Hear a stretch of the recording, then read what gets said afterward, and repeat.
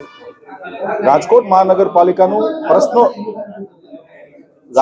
મહાનગરપાલિકાનું આજે પ્રશ્નોત્તરીનું અંતિમ બોર્ડ હતું, સંભવતઃ અંતિમ બોર્ડ કહી શકાય.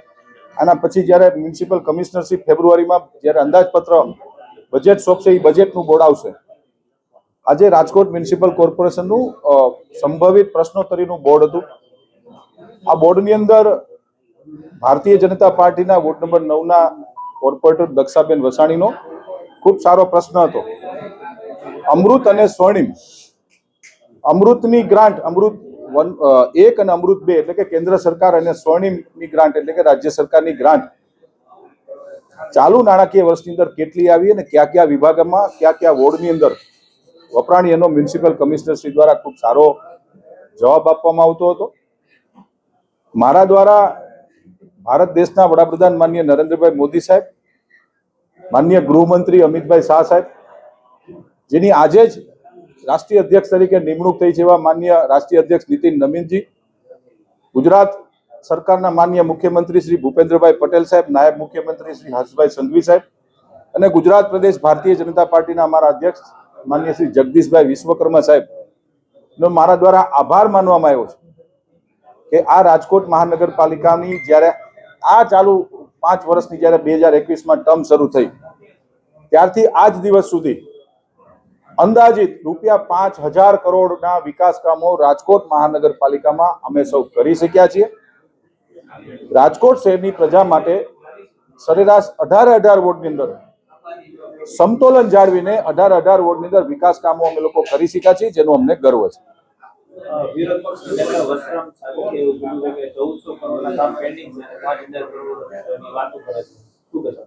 હંમેશા બજેટ છે, વિપક્ષના સભ્યને એ પણ ખબર નથી કે બજેટ છે એ અંદાજપત્ર કહેવામાં આવે છે.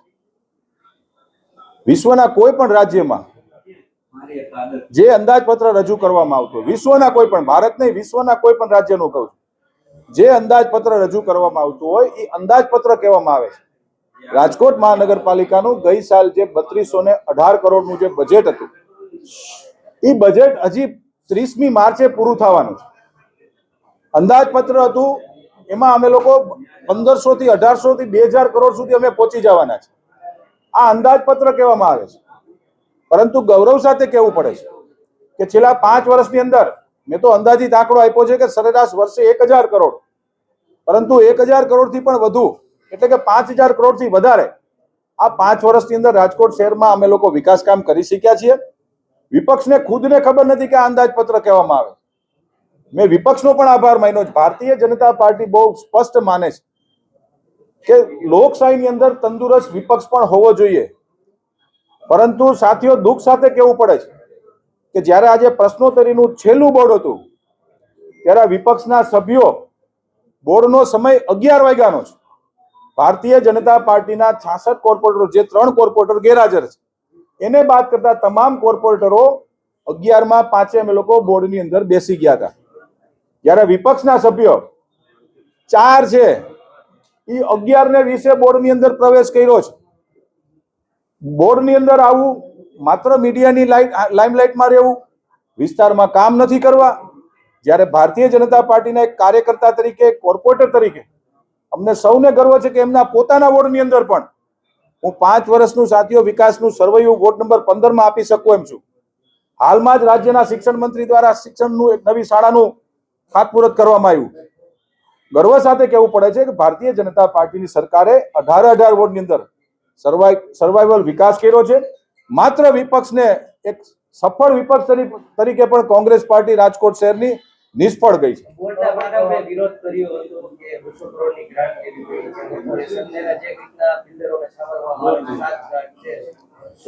રાજકોટ મહાનગરપાલિકા હોય કે રાજ્યની કે દેશની કોઈ પણ મહાનગરપાલિકા હોય, જ્યારે નાણાકીય જરૂરિયાત પડતી હોય ત્યારે અમે લોકો નાણાં લેતા હોય છે. આપણે આપણા ઘરમાં ક્યારેક લેતા હોય છે, તો સ્વાભાવિક છે કે મહાનગરપાલિકાને પણ જરૂર પડતી હોય છે.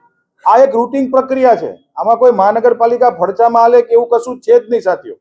આ એક રૂટીન પ્રક્રિયા છે. એ રૂટીન પ્રક્રિયા સ્ટેન્ડિંગ કમિટીમાં આવી હતી અને એ મંજૂર થઈ. તમે અધિકારીઓને એવી વાત કરી છે કે અનેક યોજનાઓ ધીમી ગતિએ ચાલે છે, એવી કોઈ વાતચીત થઈ છે? ગઈકાલે રાજકોટ મહાનગરપાલિકાની માનનીય અધ્યક્ષ માનનીય મેયરશ્રીની અધ્યક્ષતાની અંદર એક સાંજે 5 વાગે અધિકારીની એક બેઠક બોલાવવામાં આવી હતી. આ બેઠક સમયાંતરે દર 2 મહિના દિવસ દરમિયાન માનનીય મેયરશ્રી, માનનીય કમિશનરશ્રી અને મારા દ્વારા સ્ટેન્ડિંગ કમિટી ચેરમેન દ્વારા અમે લોકો બજેટની રિવ્યુ બેઠક બોલાવતા હોઈએ છીએ.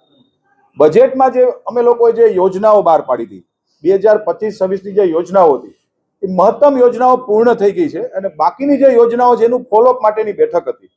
કોઈ ભારતીય જનતા પાર્ટીની સરકારની અંદર કોઈ ધીમી ગતિએ કામ ચાલતા નથી, પણ સ્વાભાવિક છે કે કામના ફોલોઅપ માટેની એક આ કામની એક પ્રક્રિયા છે, જેના ભાગરૂપે ગઈકાલે મીટિંગ હતી. સૂચન નથી, સૂચના આપી છે. સૂચનાઓ અમારા દ્વારા આપવામાં આવી છે કે જે કામ પડતર જે પેન્ડિંગ છે બજેટની યોજનાઓના એ કામ પૂર્ણ કરવામાં આવે. જે કામ નથી થઈ શકતા, સ્વાભાવિક છે ન થઈ શકે, તો એના કારણો આપો અમને લેખિતમાં, પરંતુ જે કાંઈ પણ બજેટની યોજનાઓ હતી બજેટની યોજનાઓ પૂર્ણ કરવામાં આવે. કુલ 18 યોજનાઓ હતી. 18 યોજનાઓ હતી. 18 યોજનાઓમાંથી 14 યોજનાઓ પૂર્ણતા તરફ આવી ગઈ છે. 14 માંથી 10 યોજનાઓ તો અમે સ્ટેન્ડિંગ કમિટીમાં મંજૂર કરી છે. 4 હવે પછી સ્ટેન્ડિંગમાં આવે છે. બાકીની 2 જે યોજના છે કે જે નથી થઈ શકે એવી, એમાંથી એક યોજના છે સ્માર્ટ સિટીની અંદર LED દ્વારા આવક ઊભી કરવાની જે યોજના હતી. હાલ અટલ સ્માર્ટ સિટીમાં રેસિડેન્સ ઝોન ન હોવાના કારણે એ જે આવક ઊભી કરવાની યોજના હતી એ હાલ પૂરતી અમે લોકો પડતી મૂકી છે, જે LED દ્વારા એની આવક ઊભી કરવાની હતી.